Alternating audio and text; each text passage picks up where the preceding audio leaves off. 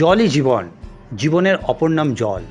হ্যাঁ, এই গ্রীষ্মের প্রচণ্ড দাবদাহে এক গ্লাস ঠান্ডা জল মানুষকে পরম তৃপ্তি দেয়। সেই কথা ভেবেই হয়তো সম্পূর্ণ ব্যক্তিগত উদ্যোগে সুমন রায়চৌধুরী সাধারণ পথচারী ও মানুষের সুবিধার্থে ঠান্ডা পানীয় জলের লালাবাগান 4 রাস্তার মোড়ে একটা মেশিন বসিয়েছেন, যাতে সমস্ত জনগণের সুবিধা হয়।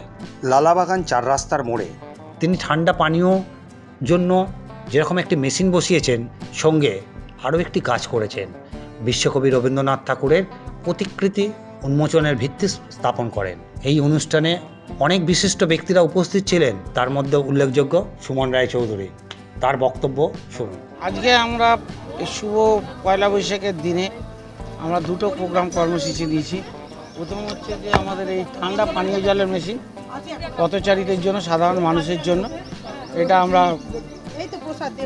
ঠান্ডা জলের মেশিন বসানো হলো, যাতে ক্লান্ত পথচারী মানুষ এখান থেকে জল নিয়ে জল পান করতে পারে, এবং প্রয়োজনে তারা বাড়িতেও বোতলে করে জল নিয়ে যেতে পারে।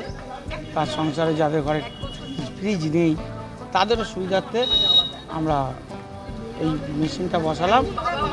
গরমের সময় আশা রাখি এই এলাকার দোকানদার, পথচারী মানুষ প্রত্যেকের সুবিধা হবে, সেই উদ্দেশ্য নিয়েই আজকে এই করলাম। আর একটা প্রোগ্রাম ছিল আমাদের, বিশ্বকবি রবীন্দ্রনাথ ঠাকুরের প্রতিকৃতি স্থাপন হবে, তার জন্য ভিত্তিপ্রস্তর স্থাপন হলো। প্রতিকৃতি প্রতিষ্ঠিত হবে 25শে বৈশাখ। আজ পয়লা বৈশাখের দিন আমরা ভিত্তিপ্রস্তর স্থাপন করে আমরা তার শুভ উদ্ঘাটন করলাম। এই এলাকার মানুষের মধ্যে আরও সচেতনতা বৃদ্ধির লক্ষ্যে, মনীষীদের সম্মান দেওয়ার লক্ষ্যে, মানুষ যাতে বাংলার মনীষীদের ভুলে না যায়, মনীষীদের কথা যাতে স্মরণ করতে পারে, বাংলার মনীষীদের যাতে যথাযোগ্য সম্মান জানাতে পারে, শ্রদ্ধা জানাতে পারে, সেই লক্ষ্য নিয়ে আজকে আমরা এখানে রবীন্দ্রনাথ ঠাকুরের প্রতিকৃতি প্রতিস্থাপনের আমরা দ্বার উদ্ঘাটন করি।